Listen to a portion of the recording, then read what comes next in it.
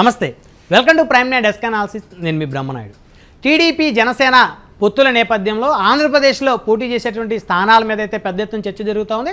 అయితే ఇటు ఒక పక్క చూస్తే భారతీయ జనతా పార్టీ, అదేవిధంగా కాంగ్రెస్ పార్టీ రెండు జాతీయ పార్టీలు కూడా స్పీడ్ పెంచిన పరిస్థితి కనపడతా ఉంది. ఇటు కాంగ్రెస్ పార్టీ తరపు నుంచి నూతనంగా పీసీసీ బాధ్యతలు చేపట్టినటువంటి వైఎస్ షర్మిల అయితే పాదయాత్రలతోటి దూసుకెళ్తున్న పరిస్థితి ఉంది. సభలు సమావేశాలతోటి షర్మిల అయితే ముందుకు వెళ్తున్నటువంటి పరిస్థితి ఉంది. అదేవిధంగా భారతీయ జనతా పార్టీకి సంబంధించి ఎన్టీ రామారావు కుమార్తె దగ్గుపాటి పురంధేశ్వరి ఇక్కడ అధ్యక్షురాలుగా ఉన్నారు. ఆవిడ కూడా తనదైనటువంటి శైలిలో భారతీయ జనతా పార్టీని ఆంధ్రప్రదేశ్లో ముందుకు తీసుకెళ్తున్న పరిస్థితి ఉంది. అయితే భారతీయ జనతా పార్టీ కనుక టీడీపీ జనసేన కూటమిలో చేరితే ఎన్ని స్థానాల్లో పోటీ చేస్తుంది, అటు అసెంబ్లీలో ఎన్ని స్థానాలు, పార్లమెంట్లో ఎన్ని స్థానాల్లో పోటీ చేస్తుంది అనే దాని మీద అయితే పెద్ద ఎత్తున అయితే చర్చ అయితే మొదలైన పరిస్థితి ఉంది. ఇటు ఉమ్మడి కృష్ణా జిల్లాకు సంబంధించి ఇటు మచిలీపట్నం పార్లమెంట్ అయితే ప్రధానమైనటువంటి ఆకర్షణగా చూడొచ్చు. మచిలీపట్నం నుంచి భారతీయ జనతా పార్టీ ఒక బలమైన నేతనైతే బరిలోకి దింపేటువంటి ఆలోచనలో ఉన్నట్టు తెలుస్తుంది. అదేవిధంగా వైజాగ్ నుంచి కూడా భారతీయ జనతా పార్టీ పోటీ చేస్తుందా, లేకపోతే టీడీపీ జనసేన భారతీయ జనతా పార్టీ కూటమి కనుక కడితే జనసేన టీడీపీ అభ్యర్థులు ఎవరు పోటీ చేస్తారనే దాని మీద అయితే వైజాగ్ స్థానం, అదేవిధంగా విజయవాడ మచిలీపట్నం ఈ మూడు కేంద్రాల్లో అయితే బలంగా భారతీయ జనతా పార్టీ పోటీ చేయాలనేటువంటి ఆలోచనలు కూడా ఉన్నట్టు తెలుస్తోంది. అయితే మచిలీపట్నానికి సంబంధించి సీనియర్ భారతీయ జనతా పార్టీ నేతగా ఉన్నటువంటి ఆలపాటి లక్ష్మీనారాయణ పేరు అయితే తెర మీదకి వచ్చిన పరిస్థితి ఉంది. ఆలపాటి లక్ష్మీనారాయణ గతంలో కూడా అటు 2014 అదేవిధంగా 2019 రెండు ఎన్నికల్లో కూడా భారతీయ జనతా పార్టీ తరపు నుంచి ఆలపాటి లక్ష్మీనారాయణ పేరు అయితే పెద్ద ఎత్తున వినపడిన పరిస్థితి ఉంది. ఆ రెండు ఎన్నికల్లో కూడా దాదాపు ఆలపాటి లక్ష్మీనారాయణ పేరు ఖరారైనటువంటి నేపథ్యంలో చివరి నిమిషంలో ఆయనకైతే టికెట్ అయితే క్యాన్సిల్ అయిన పరిస్థితి ఉంది. అయితే ఈసారి 2024 ఎన్నికల్లో మచిలీపట్నం పార్లమెంట్ నుంచి ఖచ్చితంగా భారతీయ జనతా పార్టీ సొంతంగా పోటీ చేసినా, లేకపోతే టీడీపీ జనసేన కూటమిలో పోటీ చేసినప్పటికీ కూడా ఆలపాటి లక్ష్మీనారాయణని ఇక్కడ నుంచి అభ్యర్థిగా నిలబెట్టాలనేటువంటి ఒక చర్చ అయితే జరుగుతోంది. అయితే ఆలపాటి లక్ష్మీనారాయణ ఇటు హైదరాబాద్లో పారిశ్రామికవేత్తగా ఉన్నారు, అదేవిధంగా రియల్ ఎస్టేట్ వ్యాపారిగా ఉన్నారు.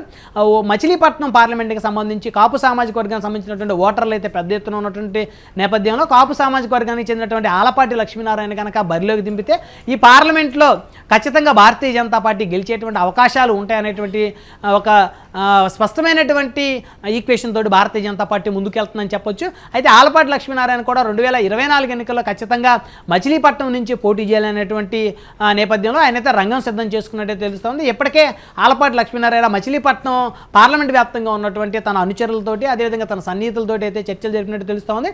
ఒకవేళ భారతీయ జనతా పార్టీ సొంతంగా పోటీ చేసినప్పటికీ కూడా ఆలపాటి లక్ష్మీనారాయణ మచిలీపట్నం పార్లమెంట్ నుంచి పోటీ చేయడానికైతే అన్ని విధాలుగా రంగం సిద్ధం చేసుకున్నట్టు తెలుస్తోంది.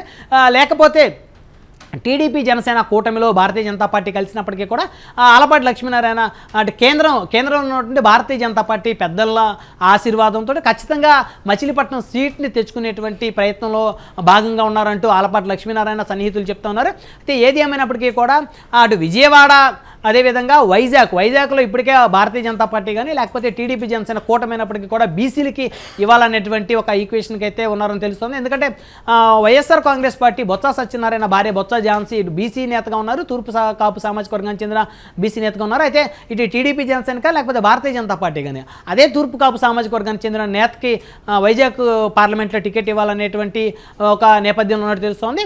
ఇటు వైజాగ్ పక్కన పెడితే ఇటు విజయవాడలో ఖచ్చితంగా కమ్మ సామాజిక వర్గానికి చెందిన నేతలకి ఇటు బీజేపీ కూడా టికెట్ ఇచ్చేటువంటి ప్రయత్నాలు అయితే చేస్తుంది. ఎందుకంటే ఇప్పటికే ఇటీవల కాలంలో తెలుగుదేశం పార్టీ తరపు నుంచి సిట్టింగ్ ఎంపీగా ఉన్నటువంటి కేసీఆర్ నాని వైఎస్ఆర్ కాంగ్రెస్ పార్టీకి చేరటంతో వైకాపా కేసీఆర్ నానిని విజయవాడ ఎంపీ అభ్యర్థిగా ప్రకటించిన నేపథ్యంలో ఇటు టీడీపీ జనసేన కూటమి కానీ లేకపోతే భారతీయ జనతా పార్టీ సొంతంగా పోటీ చేసినప్పటికీ కమ్మ సామాజిక వర్గానికి చెందిన నేతలకి ఎక్కడైతే టికెట్ ఇచ్చేటువంటి అవకాశం ఉంది. అదేవిధంగా మచిలీపట్నం అయితే ఖచ్చితంగా కాపు సామాజిక వర్గానికి చెందినటువంటి నేతలకి టీడీపీ జనసేన కూటమి కానీ లేదంటే భారతీయ జనతా పార్టీ ఇండివిజువల్గా పోటీ చేసే క్రమంలో వీరికైతే ఇచ్చే అవకాశం ఉంది. ఇప్పటికే జనసేన పార్టీలో చేరినటువంటి బందరు ఎంపీ బాలశౌరి ఎవరైతే ఉన్నారో వారు టీడీపీ జనసేన కూటమిలో బందరు పార్లమెంట్ నుంచి కూడా పోటీ చేసే అవకాశాలు అయితే పెద్ద ఎత్తున ఉన్నాయి. ఒకవేళ టీడీపీ జనసేన బీజేపీ కనుక మూడు కనుక కలిసి పోటీ చేస్తే ఇటు ఆలపాటి లక్ష్మీనారాయణకి టికెట్ ఇస్తారా లేకపోతే బాలశౌరికి టికెట్ ఇస్తారా అనే దాని మీద అయితే ఇంకా స్పష్టత రాలేదని చెప్పొచ్చు. ఒకవేళ భారతీయ జనతా పార్టీ కనుక స్వతహాగా కనుక పోటీ చేస్తే ఖచ్చితంగా ఆలపాటి లక్ష్మీనారాయణకే భారతీయ జనతా పార్టీ టికెట్ ఇచ్చేటువంటి ఆలోచనలో ఉన్నట్టు తెలుస్తుంది.